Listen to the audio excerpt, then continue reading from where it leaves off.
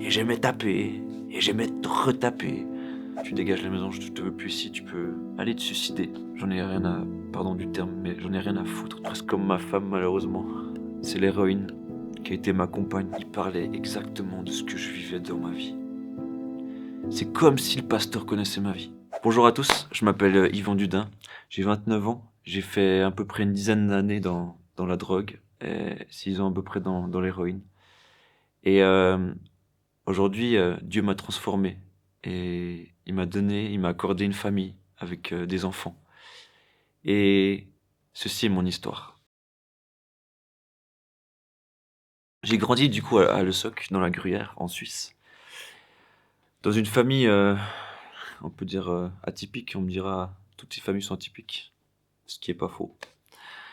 Mais ça a été une enfance assez particulière, dans le sens où, en fait, à peu près jusqu'à mes 8 ans, j'ai eu une enfance assez bien, assez belle, en tout cas de façade. Euh, j'ai très peu de façon de souvenirs jusqu'à cet âge-là. Et sauf que je savais pas que mon papa était déjà quelqu'un qui trompait ma maman à ce moment-là, et qui était violent aussi déjà, euh, autant verbalement que physiquement, envers ma maman à ce moment-là. Donc à 8 ans, entre 8 et 9 ans à peu près, j'ai perdu ma grand-maman, en fait, d'une crise cardiaque. Elle avait à peu près la soixantaine, et ça m'a fait un choc parce que à ce moment-là, je me suis dit, purée, en fait, on peut partir comme ça du jour au lendemain, dans la minute qui vient, sans rien. Parce que en soi, elle avait une bonne santé, enfin 60 ans, c'est quand même jeune. Mais elle est partie comme ça, d'un coup de vent. Et à partir de ce moment-là, en fait, ça m'a mis des terribles angoisses. Des angoisses à plus endormir la nuit, ou peu endormir la nuit plutôt. Mais surtout à avoir peur d'aller dormir. Parce que j'avais peur d'aller au lit et de pas me réveiller le lendemain matin. Ça, me- c'était un effroi pour moi d'aller dormir. Donc ça m'épuisait, ça me fatiguait quotidiennement, chaque jour. Arrivé la soirée, et puis en fait j'avais des angoisses, j'arrivais plus à respirer. Enfin, je me réveillais des fois en pleine nuit avec des crises de panique. Enfin voilà, donc j'ai grandi comme ça, j'ai évolué comme ça. Et mon papa devenait de plus en plus violent avec moi verbalement, à m'envoyer péter, à m'envoyer balader, mais aussi physiquement. Et bien évidemment, quand un enfant innocent, en tout cas à ce moment-là, euh, se grandit comme ça, ben, il a envie d'échapper à cette réalité. Donc ce que j'ai trouvé moi à ce moment-là, vers 9 ans et demi, 9-10 ans, c'était de commencer à fumer des cigarettes pour essayer de faire le grand, essayer de m'évader un peu et essayer de penser à autre chose. Euh, Voler des cigarettes, c'est cool, c'est palpitant. On va voler dans un magasin, on va voler, parce que oui, à l'époque, on peut voler dans les magasins les cigarettes. Et de voler son papa qui fume des cigarettes, enfin voilà. Et j'ai commencé comme ça. Et c'était palpitant, ça faisait du bien, ça faisait penser à autre chose. Ça m'évadait, pardon, de la réalité, de la situation. Et j'évolue comme ça jusqu'à que j'essaye après les joints. Puis, bah, c'est cool les joints parce que ça te fait planer, ça te fait oublier momentanément ce que tu vis. Donc, je fume et je refume pour oublier. Le problème, c'est que, bah, c'est juste momentané parce que une fois que l'effet est parti, ben, ta réalité est toujours là, en fait. Elle change pas. Et j'essaie de trouver tous les moyens pour échapper à tout ça. Pour évacuer cette haine, cette colère, cette incompréhension d'un enfant de 9 ans qui subit tout ça, qui se dit mais pourquoi moi? Pourquoi je subis tout ça? J'ai rien demandé moi en fait. Donc comment on fait? Ben, j'évacue par la colère, par la haine. Donc quand je pouvais me battre avec quelqu'un ou qui me regarde de travers, ben, j'y allais. Et j'aimais taper, et j'aimais retaper. Et je fuguais de la maison, et enfin voilà, c'était ainsi de suite, ainsi de suite. À l'école, c'était n'importe quoi. J'écoutais pas. Je m'en fichais complètement. Et du coup, je m'auto-détruisais. Puis du coup, ben, c'est un cercle comme ça. Ça continue, jour après jour. Sauf que je réalisais pas que j'étais en train de complètement détruire ma vie, en fait. Et que je donnais raison à plein de gens, dont surtout au plus grand ennemi de cette terre qui est Satan. Lui se jouissait là où il est à me voir me détruire comme ça. Les années passent et le temps passe. Et j'ai de plus en plus cette colère, cette peur aussi en moi. C'était tellement un mélange d'émotions. Et je tapais contre les murs et ça en résulte aujourd'hui. Ma main est complètement déformée.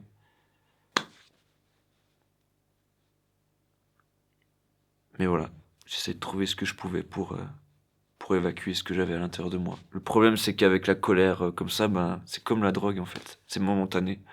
C'est quelques secondes avec la colère où quand tu tapes sur quelqu'un, sur quelque chose, ça t'évacue, mais quelques secondes après, la colère est de nouveau là, ou elle est toujours là. Et le problème, c'est qu'avec cette colère, tout ce que tu fais, ça a des conséquences derrière. Enfin voilà, donc après, problème avec la police, et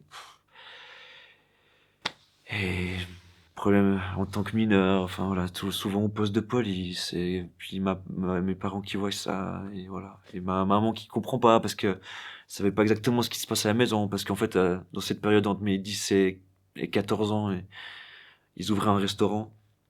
Et bien évidemment, bah, quand on ouvre quelque chose, bah, ma maman elle était un peu moins là parce qu'elle était au service. Enfin voilà, je vous passe les détails de tout ça, mais donc un peu moins à la maison. Donc c'est aussi des fois mon papa qui nous gardait. Enfin voilà, et elle savait pas ce qui se passait à la maison, exactement.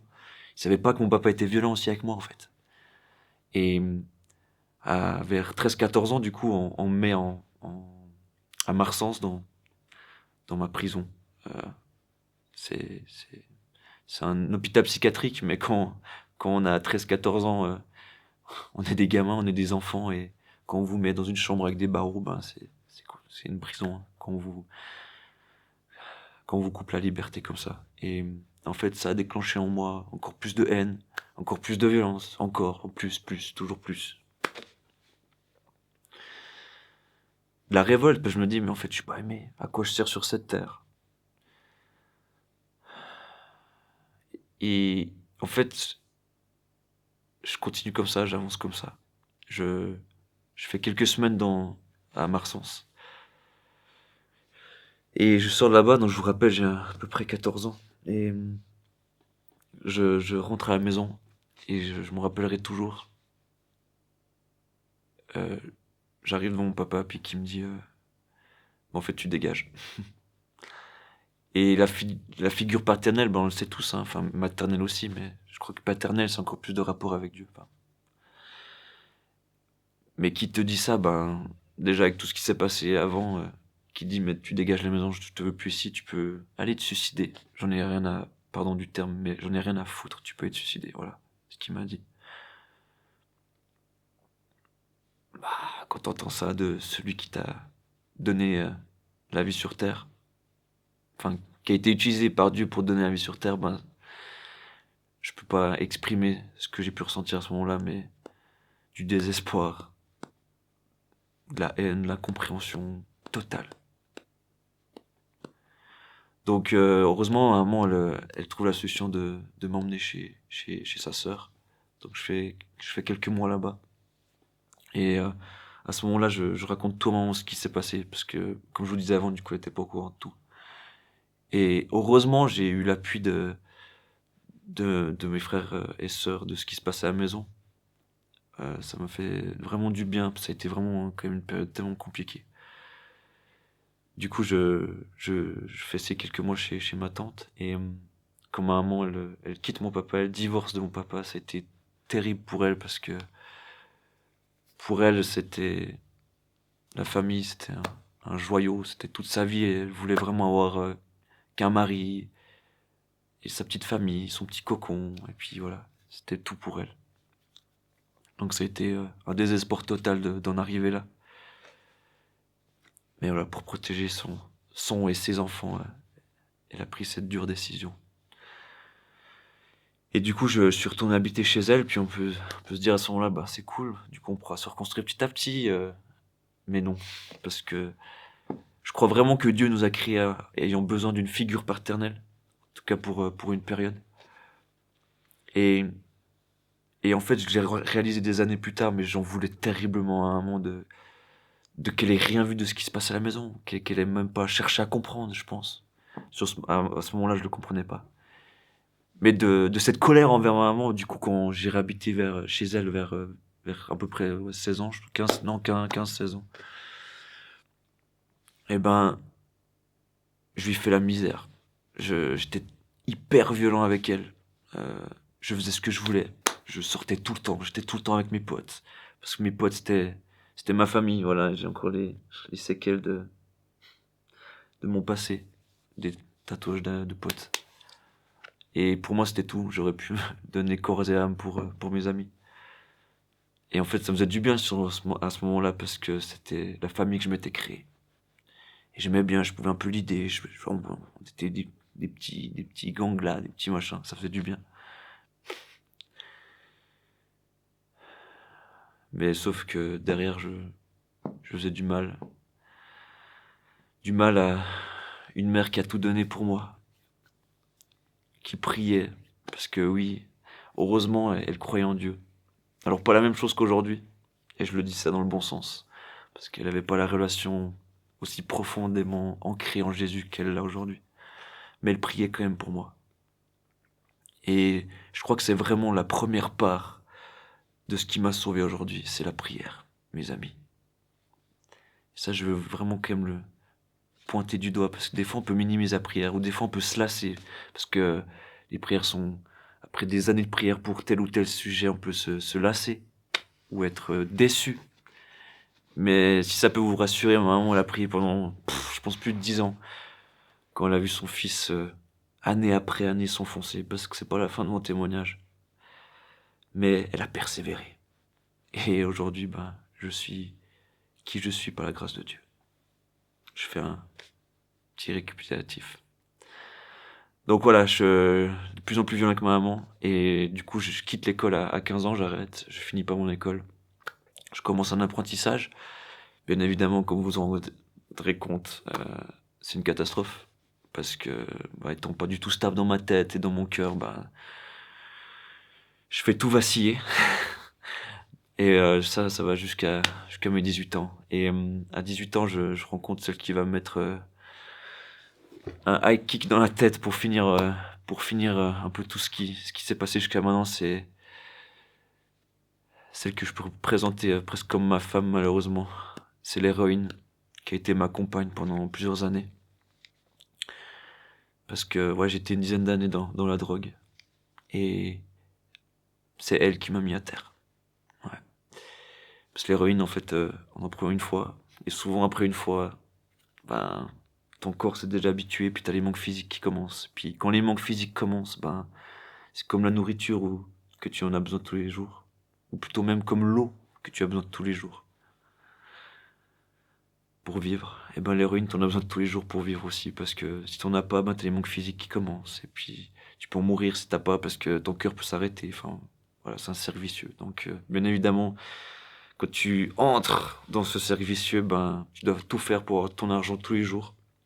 Ou quotidiennement en tout cas pour subvenir à ton besoin le plus vital, qui est l'héroïne à ce moment-là. Donc je commence le trafic de stupes, comme dirait la police. Je deal comme je peux dans des soirées hardcore, voilà, etc. Pour faire mon argent. Et bien évidemment, quand on rentre dans ce, dans cette noirceur, ben, il y a la police qui est derrière, qui fait son enquête pendant 1 mois, 2 mois, 3 mois. Enfin, et les mois, les semaines passent. Et un jour, bah, on se fait rattraper par la justice. Et ils avaient fait une enquête de plusieurs mois sur nous. Mais on voit encore aujourd'hui la grâce de Dieu. Je pourrais pas l'expliquer, parce que Dieu est Dieu. On peut pas l'expliquer. Mais ça a été une grâce, en fait, parce que après tous ces mois d'enquête, à dealer quand même des quantités quand même astronomiques d'ecstasy, d'amphétamine, donc c'est pas non plus de la petite drogue. Ben, on se fait arrêter, on était 3. et en fait, on n'a rien. Enfin, on n'a rien.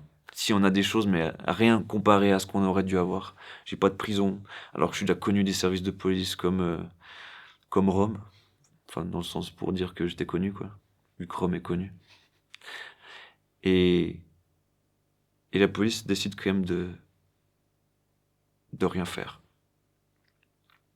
Et en fait, la seule peut-être explication que je peux avoir, c'est que je crois que Dieu aurait su que j'aurais pas supporté, encore une fois, la prison. C'est peut-être la seule explication que j'ai. Enfin, voilà. Mais en tout cas, Dieu sait toutes choses. Et il m'a fait cette grâce immense de, de me faire ce cadeau de pas aller en prison. Je dis ça parce que, bien sûr, bien évidemment, il y a plein de fois, je crois, où il faut de la prison, où il faut que la justice soit faite. Mais dans ce cas-là précis, je crois que ça a été un bienfait pour mon futur. Bref. Donc, Dieu a toujours été derrière moi. Si vous savez le nombre de fois aussi où j'ai fait des overdoses. Et ça, je crois vraiment, c'est la prière de ma maman, comme je vous le disais avant. Les prières intenses. Parce que Dieu savait déjà qu'un jour, moi, petit Yvan, je donnerais ma vie à Dieu, en fait.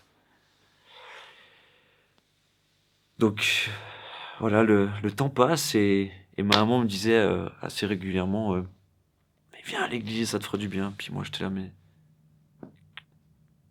c'est pas ton église, c'est pas Dieu qui va pouvoir m'apporter quelque chose, en fait. Tu connais pas mes souffrances, tu sais pas ce que je vis, tu sais pas ce qui est au fond de mon cœur, au fond de mes tripes, la colère, l'incompréhension, le brisement que j'ai pu vivre pendant toutes ces années. Et je voulais pas en entendre parler de ça. Surtout qu'il y a un truc qui me revient maintenant, mais enfin qui m'est déjà revenu avant, mais je crois que quand j'étais beaucoup plus jeune, juste quand on revient à 9 ans, juste pendant que je fais une petite parenthèse, je crois qu'une ou deux fois j'avais prié Dieu en sachant pas qui c'était dans ma chambre, et puis j'avais pas eu de réponse, puis du coup je crois vraiment que j'avais fermé à ce moment-là mon cœur. J'ai pas donné ma vie à Dieu, hein, mais je priais, je crois vraiment à ce moment-là. Et du coup je crois vraiment que dans ces périodes-là j'avais fermé mon cœur à Dieu. Donc, fin de la parenthèse, et on revient vers mes 20 ans maintenant. Et à force de persévérance, je lui dis, bah écoute, je viens une fois avec toi, puis ça te fera plaisir. Puis je sais pas, je devais me dire, peut-être à ce moment-là, mais comme ça, peut-être après, elle me foutra la paix si je vais une fois avec elle. Je rentre dans ce bâtiment. Et là, mais genre, une enclume qui me tombe dessus, quoi. Genre, j'arrivais plus à respirer, grosse angoisse. Je me dis, mais j'ai juste qu'une envie, c'est de d'écarpiller d'ici. Mais d'un autre côté, je me dis, allez, persévère, reste ici, assieds-toi, respire, essaie de persévérer. Donc je m'assieds sur ma chaise et j'écoute ce que le pasteur dit. Et ça a été hallucinant, je me rappelle plus du tout des mots de ce qu'il a dit. Mais ce que je me rappelle par contre, comme si c'était hier, c'est que il parlait exactement de ce que je vivais dans ma vie. C'est comme si le pasteur connaissait ma vie. Et j'étais halluciné, en fait, je me suis dit, mais c'est quoi qui se passe là? Comment c'est possible que je vienne, alors que c'était pas forcément prévu ou quoi, que je vienne dans ce bâtiment et que ce mec-là, qui est sur la scène, en train d'aller à droite et à gauche pour parler, il parle de ma vie.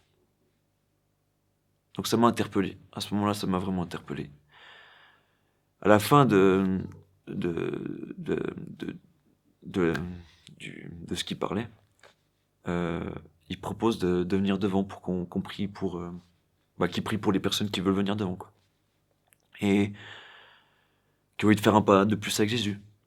Puis je me dis, mais attends, qu'est-ce qui s'est passé? Ben, vas-y, je vais aller devant, moi, je veux qu'on prie pour moi, je veux voir ce qui se passe. Et du coup, je vais devant.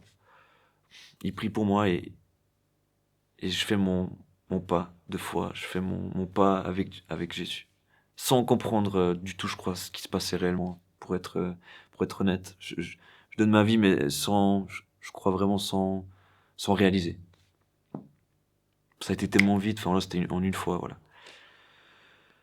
Et on peut se dire, cool, punaise, trop cool, il va à l'église une fois, il donne sa vie, ouais, bon, on l'a déjà entendu, c'est chouette, super, merci bien. Mais non, en fait, c'est pas du tout l'histoire. Je donne ma vie à Jésus à ce moment-là, mais comme je disais, je comprends pas ce qui se passe. Et je sais plus si j'avais ressenti quelque chose sur ce moment-là, je me rappelle plus honnêtement, mais tout ce que je sais, c'est que je pense que j'ai pris peur ou de pas avoir quelque chose de concret, voilà. Donc, je retourne à ce que je connais. Parce que l'homme retourne à ce qu'il connaît, c'est plus simple. J'ai pris la fuite. Donc je retourne de ce que je connais. Ce que je connais, c'est ma femme, comme ma femme. Non, parce que maintenant j'ai ma vraie femme, donc comme mon ex plutôt, si on peut dire ça comme ça, c'est peut-être un peu bizarre, mais je retourne à l'héroïne. Et le temps passe, les mois passent, mais ce jour-là, dans cette église, il s'est passé quelque chose. C'était le premier pas d'un long chemin avec Dieu, sans que je le sache. Parce qu'on peut se dire, punaise, mais il retourne dans sa M, comment il peut se ressortir? Enfin, il s'y retourne dedans, enfin voilà, il y a rien qui se passe. Mais en fait, Dieu a vraiment utilisé ces temps où je suis retourné dedans pour me travailler, pour travailler mon cœur, en amont, caché. Mais il travaillait mon cœur.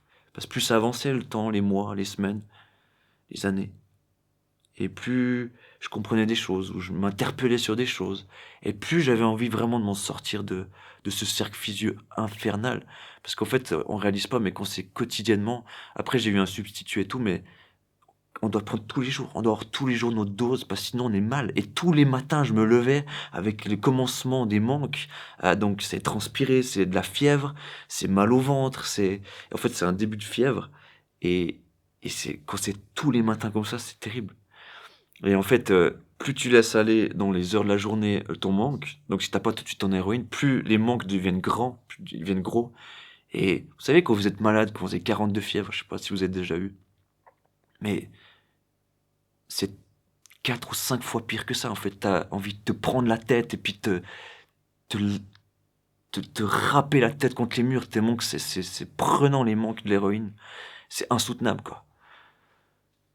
Donc tu dois avoir ta dose, donc tu dois avoir quelque chose pour plus avoir ces manques. Enfin là, tu répères et mères pour avoir ta dose, en fait. C'est terrible, mais c'est la réalité de l'héroïne. Et d'autres drogues, il n'y a pas que l'héroïne, mais l'héroïne, c'est quand même...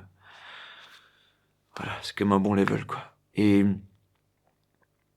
donc j'en peux plus de ce service, j'ai envie de m'en sortir de ça, mais j'arrive pas, j'ai pas les moyens, je suis humain. Moi, je suis qu'un petit humain, là, sur la grande terre qui est la terre, à faire mon bonhomme de chemin, mais je suis qu'un humain, en fait. Donc humainement, je peux pas, mais je le réalise pas encore pleinement, je crois, à ce moment-là. Donc voilà, j'avance, je comprends pas, et puis je crois que j'essaie vraiment quand même d'avancer avec Dieu. Je lis aussi quand même la Bible à ce moment-là, mais sans grande espérance. Et, et l'incompréhension grandit, et je me dis, mais pourquoi? Et le temps passe, et le temps passe, et le temps passe, et le temps passe, et j'en ai marre. Jusqu'au jour où je décide, je me dis, ok, je vais essayer d'aller en cure, et puis je tombe sur une émission qui me parle, et puis je me dis, ah, mais je vais aller là-bas, parce que j'avais déjà été en cure d'autres fois, mais c'était pas la même place. Puis je tombe sur cette émission, puis je dis, ah, mais je vais aller là-bas, ça a l'air tellement incroyable. Bon, la télé, donc c'était que la télé, donc c'était pas si incroyable que ça. Je me retrouve à Lausanne, aux Oliviers, pendant 9 mois, et commence mon sevrage là-bas. Sauf que je sais plus, mais à peu près ouais, les premiers mois, j'arrête. Donc, j'arrête l'héroïne, mais j'ai un traitement de substitution. Donc, en fait, c'est de l'héroïne synthétique, pour faire bref. Ce sera peut-être plus simple. C'est de l'héroïne qu'on ingère en gélule, quoi. J'avais déjà ça avant, mais avant, je le vendais pour l'héroïne. Bref, c'est toute une affaire. Et donc j'essaie là-bas, mais après quelques mois, je me rends compte qu'il n'y a rien qui change, donc bah, je recommence un peu à consommer de l'héroïne, voilà. Et au 6e mois à peu près, je crois, entre 5 et 6 mois que j'étais là-bas, il y avait un monsieur qui était déjà depuis le début qui était là-bas, mais on se parlait pas les 5-6 premiers mois. Et ce gars, un jour, on commence à parler. Et ça va devenir, en fait, mon papa de foi. Mon papa que j'ai, même mon papa terrestre, si on peut dire ça comme ça, que j'ai pas, cette figure paternelle que j'ai pas, cette figure paternelle saine que j'ai pas connue. Et ce qui est hallucinant, c'est que ce monsieur, qui s'appelle Gérard, était alcoolique. Donc on peut se dire, punaise, mais un alcoolique plus un toxicomane, ça peut faire un beau mélange. Eh ben, figurez-vous que Dieu fait des miracles. Et il en fait encore aujourd'hui, parce que, en fait, c'est lui qui m'a tout appris. Il m'a appris qu'on pouvait avoir une relation personnelle avec Jésus. Que Jésus, c'est pas juste une religion dans laquelle on s'inscrit, mais c'est concrètement et réellement une relation que Dieu désire avec nous, avec ses enfants qu'il a créés. Donc voilà, il m'apprend tout ça dans les trois derniers mois à peu près de ma cure là-bas, où je suis après tous les jours dans sa chambre, tous les jours avec lui, à étudier la parole, à prier avec lui, à l'écouter, enfin, etc., etc. Et j'avais une telle soif de comprendre ce qu'il vivait, parce qu'il me donnait envie. Il a su me prendre, ce Gérard. Et parce que quand je voulais aller consommer de l'héroïne, il me disait, mais bah, va consommer. Puis on pourrait se dire, mais c'est pas logique. Pourquoi il dit ça? Enfin bref, en fait, il a su me prendre, c'est tout ça pour vous dire ça. Je vais pas rentrer dans les détails parce que sinon on pourrait parler des heures et des heures. Je vous aime beaucoup, mais le temps sur la terre est court. Non, je rigole. Et donc les mois passent et puis je continue quand même à consommer de l'héroïne. Et un jour, je sais plus précisément, mais j'en peux plus comme je disais. Et je crie vraiment, je déverse mon cœur, mais je crois vraiment presque d'une colère tellement j'en pouvais plus. Enfin, vous savez, de, de colère, d'épuisement, quoi. Dire, mais attends, mais si t'existes, Dieu, enfin, s'il y a quelque chose, quoi, il doit se passer quelque chose, quoi. Là, ça fait des années que ça dure, moi, j'en peux plus, quoi. J'en peux plus, je suis à bout de force. Donc, je suis dans ma chambre comme ça, et je crois, je sais plus si c'était le jour même ou quelques jours après, je reconsomme de l'héroïne dans ma chambre avec de la coke, et je crache du sang. Euh, bah, là, je me dis, mon pauvre Yvan, excusez-moi du terme, mais t'es pas dans la merde. Et du coup, je pars à l'hôpital, bien évidemment. Et là, je suis dans mon lit d'hôpital, et puis je me dis, ben, en fait, Yvan, t'as deux choix qui se tiennent à toi. Dieu il dit dans sa parole que il nous donne le choix, il nous donne devant nous la mort, le chemin de la mort ou le chemin de la vie. Et bien évidemment que ce que Dieu désire, c'est qu'on prenne le chemin de la vie. Et, et je sais pas si vous vous rappelez, mais je vous ai parlé au tout début que j'avais extrêmement peur de la mort. Alors oui, c'est contradictoire parce que je me droguais, parce que voilà, mais c'est comme ça. C'est parce que j'avais juste besoin de fuir cette réalité, de tout ce que je vivais. Et c'est le seul moyen que j'avais trouvé à ce moment-là. Bref. Mais quand je me suis retrouvé dans mon lit d'hôpital, à presque affronter la mort concrètement, même si j'avais déjà eu des overdoses avant, mais bon, côté sous héroïne, enfin, sous dope, ben, tu te poses pas trop de questions. Mais là, sur mon lit d'hôpital, j'avais le temps de réfléchir un peu, à me poser. Et je me suis dit, ok, waouh, tu continues comme ça, t'es mort. Ou tu fais une overdose, ou tes poumons, ils en peuvent plus, donc voilà. Donc je me suis dit, soit tu mets tout ton cœur à Dieu, tu donnes toute ta vie à Jésus, qui a donné sa vie pour toi. Ou soit, ben, tu continues dans ce sens-là. Et en fait, j'ai pris la décision, mais de mon cœur. Pas de ma tête, mais de mon cœur. Parce que Dieu, il désire, pas nos paroles, je crois, mais il désire vraiment notre cœur. C'est une décision de cœur. C'est la foi. Donc j'ai pris cette décision ce jour-là. Et c'était en juillet 2019. Et c'était la dernière fois que j'ai consommé de l'héroïne. Et c'est là que ma vie, ma relation concrètement avec Jésus a commencé. Et en fait, après ça, j'ai pu prier avec des amis chrétiens, juste pour vous donner le contexte. Et j'ai pu prier avec des chrétiens, il ne faut pas que j'oublie un truc de vous dire. Et c'est à ce moment-là que Jésus par la prière, m'a vraiment délivré de toutes mes angoisses, de toute la peur de la mort, de tout ce que j'ai pu vivre, ressentir comme émotion à ce moment-là. Il m'a vraiment, vraiment délivré de l'angoisse de la mort, des angoisses. Après, la colère, c'est venu plus tard, c'était sur un cheminement. Aujourd'hui, il m'a vraiment délivré aussi de la colère, mais ça, c'était plus un cheminement. Enfin, voilà, Encore une fois, je peux pas tout raconter maintenant, mais je voulais juste vraiment vous laisser avec ça. C'est que la prière est vraiment entendue par Jésus. Et il y a un passage dans la parole de Dieu qui dit, enfin, où Jésus dit, mais en fait, il n'a pas pu faire beaucoup de miracles à cet endroit-là parce que les gens n'avaient pas la foi. Et en fait, c'est si on met pas notre cœur, notre foi en Jésus, qui peut pas œuvrer en nous.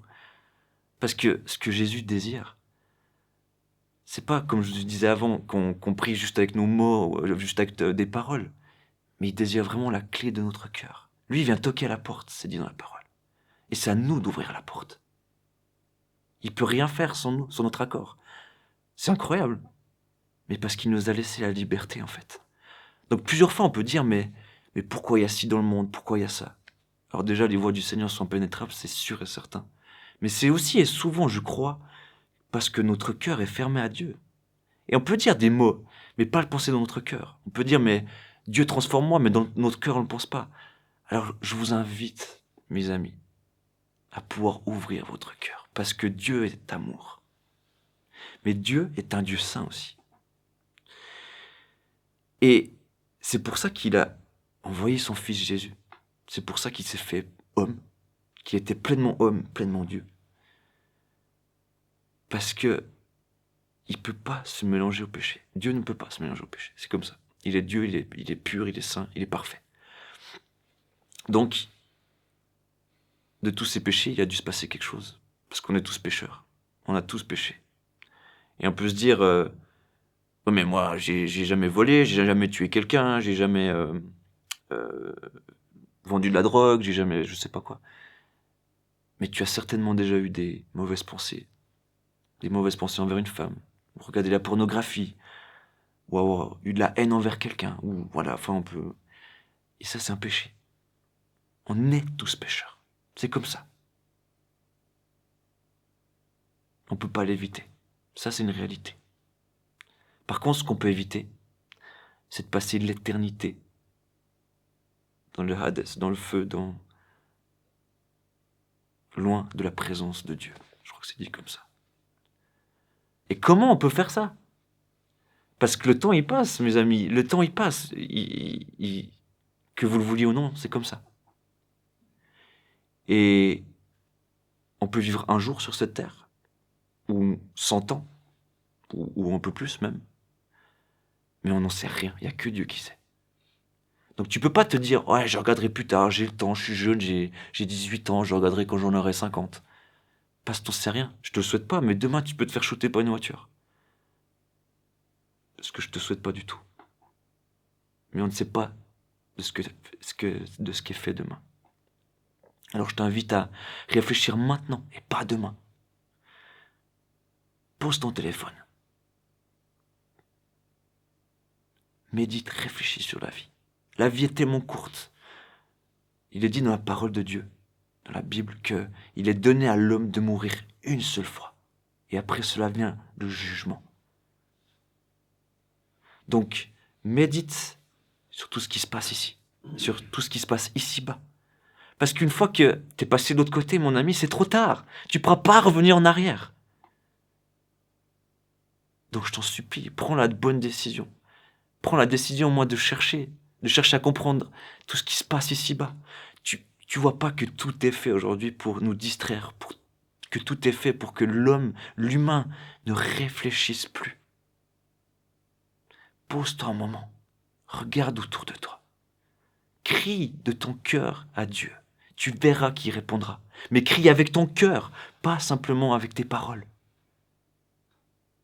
Jésus t'aime, il te l'a montré. Il te l'a montré en faisant quoi? En faisant le sacrifice ultime, le sacrifice parfait.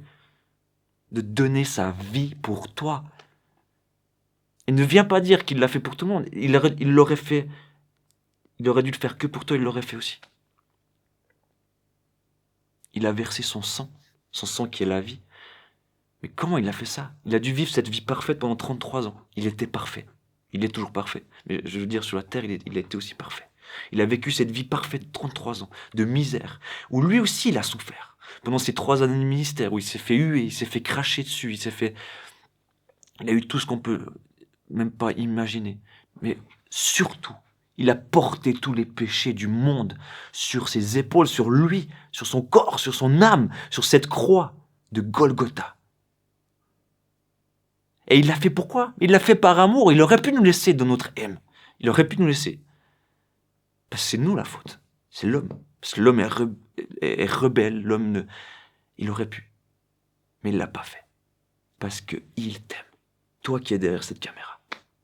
Derrière cet écran. Il t'aime personnellement. Et il désire une relation personnelle avec toi. Et c'est pas un mythe. Jésus a existé. Ça a été prouvé par mille et une fois.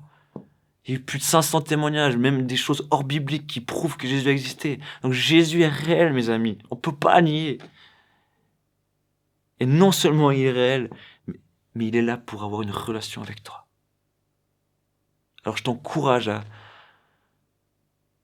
où tu es, à pouvoir aller vers une église, ou bien ouvrir la Bible. Parce que c'est pas les hommes que tu dois suivre. C'est pas un pasteur que tu dois suivre. Mais c'est Dieu. Et il veut se révéler à ton cœur. Alors je t'invite et je t'incite à pouvoir réfléchir en ces instants sur la vie et sur ce qui est ta vie. Parce que les temps sont trop courts. Ok. Je voulais juste vous faire ce témoignage de vie pour vous faire croire qu'il y a quelqu'un de bien plus grand qui désire que tu sois dans une paix. Bien sûr, des fois, ce ne sera pas facile dans cette vie. Et encore aujourd'hui, pour moi, il y a plein de fois où c'est hyper dur, où je vis des situations très compliquées. Mais par contre, une chose que Dieu me laisse, c'est qu'il est tous les jours avec moi. Qu'il est tous les jours avec moi et qu'il est à côté de moi et qu'il me donne sa paix, cette sérénité concrète, quotidiennement, et qui me fait évoluer à côté de lui parce que je désire le laisser vivre à travers moi, parce que je désire que ce soit lui ma vie pour toujours, parce que je désire que ce soit lui qui me transforme, pas par mes forces, parce que moi je peux pas y arriver, mais que ce soit lui qui me façonne. Alors demande-lui que lui te transforme et tu verras, mon ami, que ta vie changera pour toujours. Prenez soin de vous et à bientôt.